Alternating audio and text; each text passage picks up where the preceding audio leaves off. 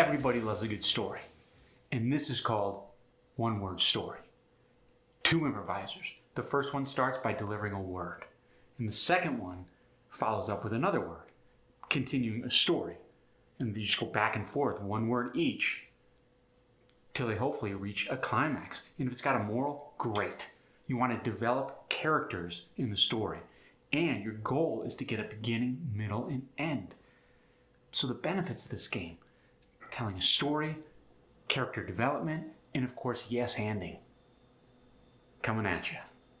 Dudley went to the park to play fetch with his leopard.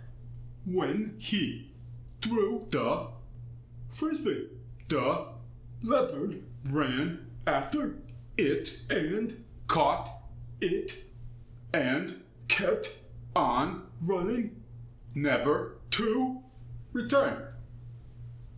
We did it.